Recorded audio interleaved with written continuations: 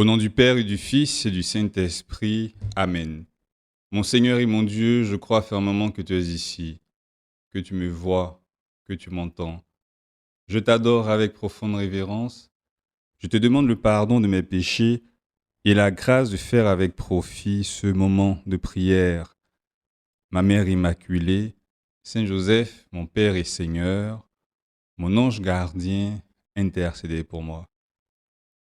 Quelquefois dans la journée, on entend dans la rue qui passe devant chez moi un passant qui crie à tue-tête: Gâté, gâté. C'est une sorte de prestataire de services ambulants. C'est encore mieux que les e-commerce avec livraison à domicile. Le gâté, gâté, comme on l'appelle ici, c'est un homme qui conduit un pousse-pousse, qu'on appelle aussi rotro. Le pousse-pousse étant une petite charrette qui est montée sur deux pneus, usés bien sûr, et bon, que ce monsieur-là pousse. Ce n'est rien d'automobile, bien sûr, c'est de la pure traction musculaire. Le charretier, pardon, il crie pour annoncer son passage. Et ceux qui ont des vieilleries dont il voudrait se débarrasser sortent dans la rue à sa rencontre.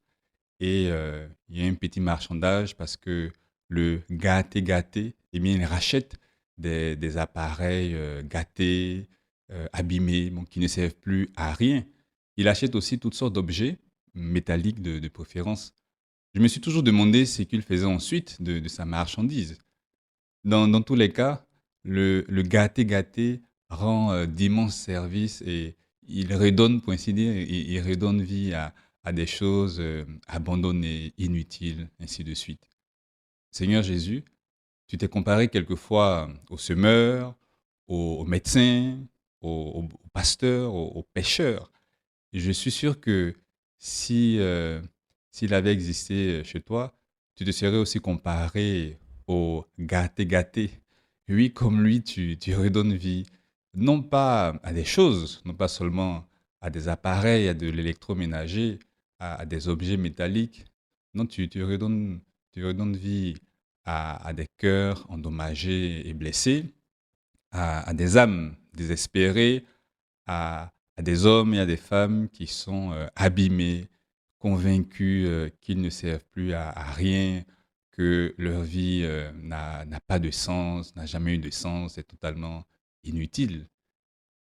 Je t'imagine même en train de raconter la parabole du gâté un jour sur les bords de la lagune ébriée, pressé par la foule qui veut t'écouter.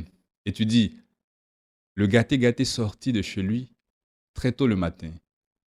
Il parcourait les rues de la ville en criant gâté, gâté. Et de partout, les gens sortaient lui vendre des ustensiles, des appareils hors d'usage.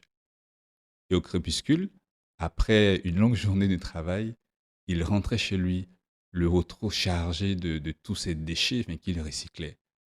Après quoi, Jésus, j'imagine que tu ajoutes, je suis le gâté. Venez à moi, vous tous les déprimés et les âmes abattues, je vous rachèterai de mon sang, je vous redonnerai la vie. Et une fois rentrés à la maison le soir, du côté d'Atekoubé, par exemple, les disciples n'ont même pas besoin que tu leur expliques la parabole, comme à d'autres occasions, parce qu'elle est claire, parce qu'ils ont compris.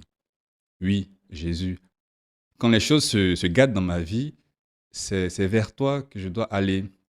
Tu as l'art de m'aider à me remettre en chemin.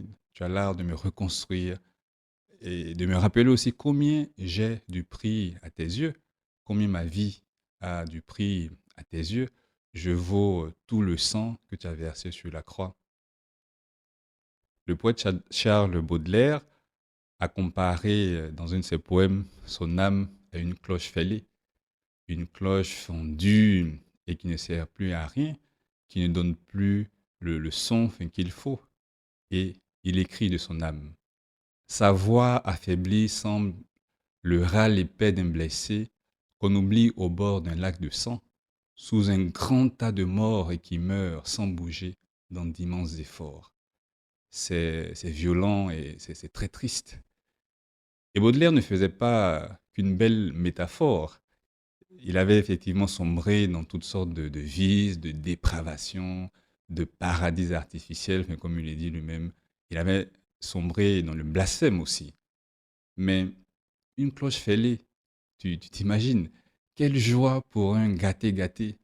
Une cloche, ce sont quelquefois des centaines de kilos de métal à récupérer, à remettre à profit, à revendre, etc. Eh bien, comme on ne le dit pas assez, ce poète, Charles Baudelaire, il est mort après avoir reçu les sacrements. Seigneur Jésus, tu l'avais réparé et il a pu certainement enfin, s'appliquer ces paroles-là qu'il appliquait avec amertume à d'autres. Et je le relis. Bienheureuse la cloche au gosier vigoureux qui, malgré sa vieillesse alerte et bien portante, jette fidèlement son cri religieux, ainsi qu'un vieux soldat qui veille sous la tente. Eh bien oui, c'est ce qu'il était devenu grâce au sacrement. Oui, Jésus, tu me transformes par les sacrements. Je pense spécialement à la confession. Jésus, combien de fois je me suis senti écrasé par une erreur, cassé par une nouvelle colère, non? Une colère noire comme la peau d'un singe. Combien de fois je me suis senti pourri pour avoir encore cédé à la pornographie enfin, que j'ai regardé enfin, sur, c'est pas sur Internet, sur mon téléphone. Combien de fois, face à la jalousie que j'ai ressentie dans mon cœur, je me suis dit que c'était plus la peine de lutter, enfin, que voilà, enfin, les choses ne pourraient jamais s'arranger. Et toi, dans la confession, enfin, Seigneur, tu, tu prends tous ces déchets-là, enfin, que sont mes péchés, tu les détruis et tu me remets sur le chemin, tu me remets sur les rails. Merci Jésus enfin, pour la confession. Aide-moi à ne jamais oublier que ta miséricorde est plus grande que le péché. Aide-moi à ne jamais sombrer dans le désespoir, hein. Dans le catéchisme de l'Église catholique, il y a cette considération-là enfin, sur ce grand mal enfin, qu'est le désespoir. Par le désespoir, je cite le catéchisme, l'homme cesse d'espérer de Dieu son salut personnel, les secours pour y parvenir ou le pardon de ses péchés. Eh bien, voilà, c'est toujours possible. Je dois garder cette espérance-là. Seigneur, le péché n'est pas plus grand que ta miséricorde.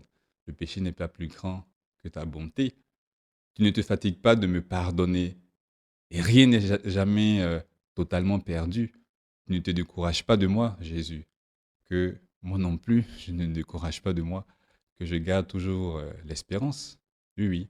Grâce à ce sacrement, oui, je peux me sentir, parce que c'est vrai, je peux me sentir comme un véritable bébé gâté.